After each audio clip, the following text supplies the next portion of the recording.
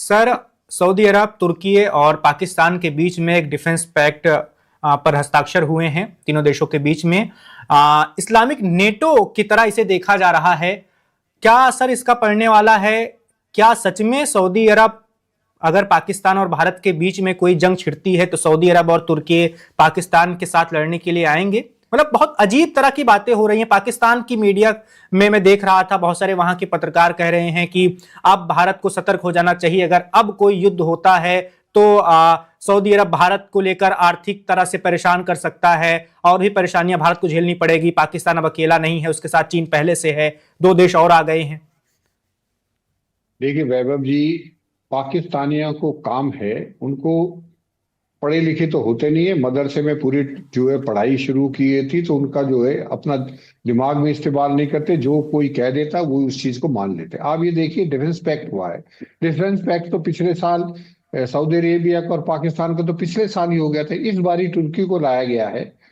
तो इसमें आप देखिए, जो डिफेंस पैक्ट होता है आपने कहीं भी देखा, अब नाटो नेटो का भी है, बाकी इसका जो है अफ्रीकन यूनियन का भी है, बाकी और अमेरिकन, जो अमेरिकन कहते हैं north America south America, alliances बहुत ज्यादा हैं। लेकिन अलायंसेस का सबसे बड़ा जो मुद्दा होता है वो ये होता है कि दुश्मन जो है कॉमन होता है सबका। तुर्की का दुश्मन अलग है, सऊदी अरेबिया का दुश्मन अलग है, पाकिस्तान का दुश्मन अलग है। तो कौन किसकी मदद करेगा, किसके खिलाफ करेगा, ये जो है अभी पता लगाना। अगर ये डिफेंस पैक्ट इतना ज्यादा जो इफेक्टिव होता तो अब तक तो पाकिस्तान को जो है ईरान के साथ लड़ाई शुरू कर देनी चाहिए, क्योंकि सऊदी अरेबिया के ऊपर तो हाउथीज ने पिछले 15 दिन में गदर मचा रखा। उनकी जगह जगह जो उनकी ऑयल रिफाइनरीज है उनके ऊपर हमला कर रहे हैं, उनके जो कई शिप्स हैं उनको, जो टैंकर्स को बर्बाद कर दिया है। तो पाकिस्तान किस चीज की वेट कर रहा है? तो इस ये जो सिर्फ किया है कि ये जो डिफेंस पैक्ट किया है ये सिर्फ ड्रामाबाजी है, इससे ज्यादा नहीं। और पाकिस्तान को ड्रामाबाजी करने में मजा आता है।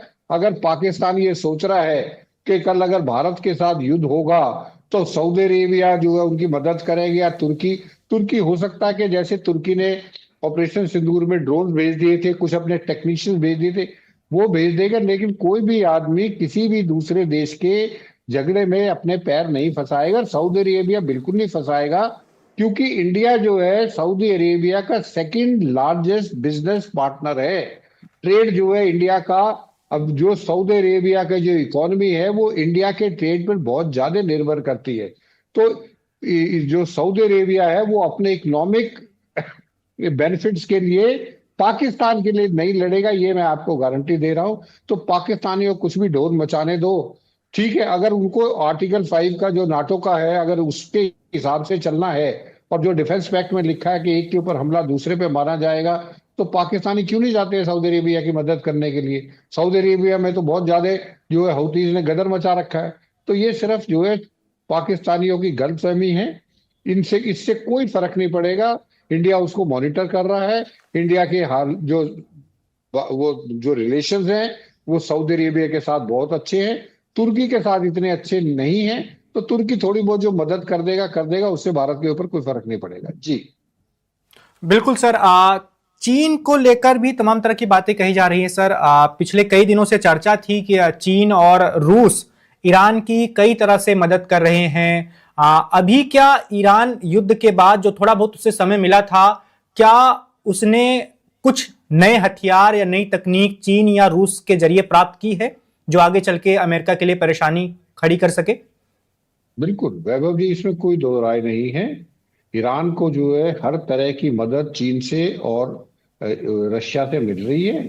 आज की खबरों में ये था कि ईरान ने यह दावा किया है कि उनके पास ऐसी टेक्नोलॉजी है कि आप मिड कोर्स जो है इजराइल को एक बार फायर करके उसके बाद आप उसको मिड कोर्स करेक्शन कर सकते हैं कि ओके इस नंबर 1 टारगेट पे नहीं भेजेंगे, इसको नंबर 2 पे भेज देंगे।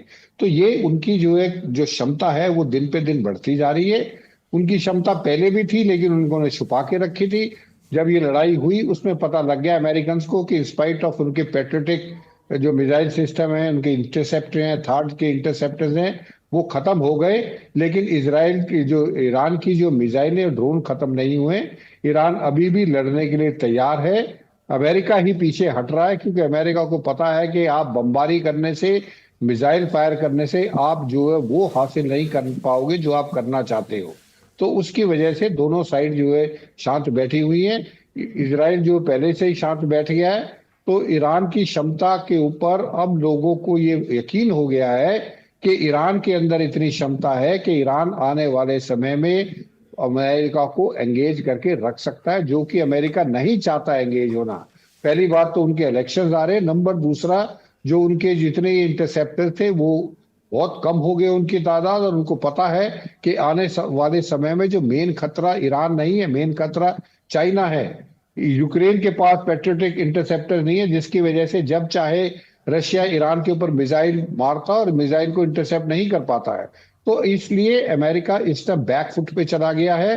अमेरिका को अब ये लग रहा है कि आने वाले समय में हम इस लड़ाई को इसी तरीके से नहीं लड़ सकते। ग्राउंड अगर ट्रूप्स को नीचे ग्राउंड पे उतारना है वो मुमकिन नहीं है, तो ये स्टेलमेट है। और मेरा तो ये मानना है कि जिस दिन स्टेट ऑफ हॉर्मूज पे ईरान का कब्जा हो गया था, उस दिन डोनाल्ड ट्रंप साहब की स्ट्रेटेजिक डिफीट हो गई थी, और उसके बाद उसको वो दोबारा रिवाइव नहीं कर पाए। जी बिल्कुल। आखिरी सवाल की ओर आगे बढ़ते हैं। एक रिपोर्ट आई है, एक सर्वे किया गया है अमेरिका में, जिसमें ये निकलकर सामने आया है। देवनाथ सर से इस सवाल का जवाब लेंगे, उसके बाद रोहित सर से लेंगे कि मिड टर्म के जो इलेक्शन होने वाले हैं नवंबर में, उसमें डोनाल्ड ट्रंप की पार्टी की हार लगभग 65% तय मानी जा रही है। अगर सच में उनकी पार्टी की हार होती है तो इससे ट्रंप पर क्या असर पड़ेगा, उनकी व्हाइट हाउस पर इसका क्या असर पड़ेगा, क्या उनकी ताकत में ज्यादा कमी आ जाएगी, और उससे कुल मिलाकर इस युद्ध पर क्या असर पड़ेगा, उसके बारे में क्या लगता है आपको देवनाथ सर, क्या होने जा रहा है? हाँ वैभव जी, बहुत इंटरेस्टिंग सवाल है। देखो, अमेरिका में जो उनकी कांग्रेस है, जैसे मोटा मोटी जैसे हमारी पार्लियामेंट है, तो उसमें हाउस ऑफ रिप्रेजेंटेटिव होता है, सेनेट होता है, जैसे हमारी लोकसभा है, राज्यसभा है। अब आपने देखा होगा वो डोनाल्ड ट्रंप बड़े कागज में एक मोटा सा स्केच पेन लेके ऑर्डर साइन करते रहते हैं। ये पहले के किसी प्रेसिडेंट में इतने ड्रामाबाजी का शौक नहीं था। जब राष्ट्रपति ट्रंप इस तरह की एग्जीक्यूटिव ऑर्डर साइन करते हैं, उनको अगले 3 महीने के अंदर, 6 महीने के अंदर, जैसे हाउस ऑफ रिप्रेजेंटेटिव में पास होना पड़ता है, सेनेट में पास होना पड़ता है, नहीं तो वो कैंसिल कर दिया जाता है एग्जीक्यूटिव ऑर्डर। तो डोनाल्ड ट्रंप इतने कॉन्फिडेंटली इसलिए साइन कर रहे थे क्योंकि हाउस ऑफ रिप्रेजेंटेटिव में उनको छोटी सी बढ़त हासिल है, करीबन 7 सीट ज्यादा है रिपब्लिकन पार्टी की, और सेनेट में उनको छोटी सी बड़ी बढ़त है, करीबन 5 सीट ज्यादा है रिपब्लिकन पार्टी की डेमोक्रेट्स के मुकाबले। अब जब मिड टर्म इलेक्शन होंगे, सारे इंडिकेशन ये है कि डोनाल्ड ट्रंप की रिपब्लिकन पार्टी ये 5 सीट 7 सीट हार जाएगी एक्स्ट्रा जो है, और जो डेमोक्रेट्स हैं वो ये 5 सीट 7 सीट 9 सीट जीत जाएगी। तो इससे होगा क्या कि जो भविष्य में हम देखेंगे डोनाल्ड ट्रंप ये जो बड़े बड़े स्केच पेन लेके साइन करते थे ना, ड्रामेबाजी, ये बंद हो जाएगा, क्योंकि उनको मालूम है मैंने तो साइन कर दिए, लेकिन अगले 3 महीने या 6 महीने में वो उनकी जो लोकसभा है, उनकी जो राज्यसभा है, वहां से पास नहीं होगी, हाउस ऑफ रिप्रेजेंटेटिव से या सेनेट से। तो डोनाल्ड ट्रंप बन जाएंगे एक कमजोर राष्ट्रपति, टिटुलर राष्ट्रपति बन जाएंगे। यानी वो चाहे कितना भी जोर लगा लें, उसके बाद वो अपनी जो बयानबाजी है उसको लीगल फ्रेम देकर आगे अमेरिका की जनता पर नहीं थोप पाएंगे, क्योंकि डेमोक्रेट्स पास ही नहीं करने देंगे ऐसे किसी एग्जीक्यूटिव ऑर्डर, डेमोक्रेट्स को बिल नहीं बनने देंगे। जी बिल्कुल। इसी आखिरी सवाल को लेकर सिरोही सर के पास चलते हैं। सिरोही सर, अगर ट्रंप की पार्टी को हार का सामना करना पड़ता है तो आपके हिसाब से फिर ट्रंप का बाकी बचा हुआ कार्यकाल कैसे बीतेगा? देखिए, देवनाथ जी ने बिल्कुल दुरुस्त जो बताया है, बिल्कुल दुरुस्त है। मैं बल्कि थोड़ा और एक कदम आगे और चल के थोड़ा खुल के बोलूंगा। जो देवनाथ जी थोड़ा डिप्लोमेटिक बातचीत करते हैं, ठीक है, मैं थोड़ा खुल के बताऊंगा। डोनाल्ड ट्रंप साहब का जो है इम्पीचमेंट होगा।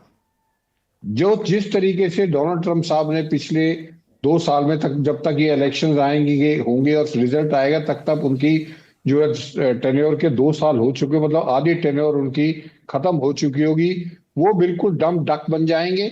वो जो ये बड़े बड़े जो देवनाथ जी ने बताया, जो साइन करते हैं वो छोटे साइन रह जाएंगे, कि उनका खुद का कॉन्फिडेंस कम हो जाएगा। और जिस तरीके से उन्होंने ये लड़ाई लड़ी है, जिस तरीके से वेनेजुएला के प्रेसिडेंट को उठाया गया है, जिस तरीके से उनकी वहां पे लोग जो है प्रोटेस्ट कर रहे हैं, वो इमिग्रेंट्स के साथ उन्होंने कैसे कैसे कार्रवाई करी, जो जो उन्होंने पिछले 2 साल में जो काले चिट्ठे किए हैं उनको जो है सामने लाया जाएगा। और उसके बाद उनका जो है वो 2 साल तक अगर इम्पीचमेंट नहीं भी होता है तो 2 साल तक वो कुछ नहीं कर पाएंगे।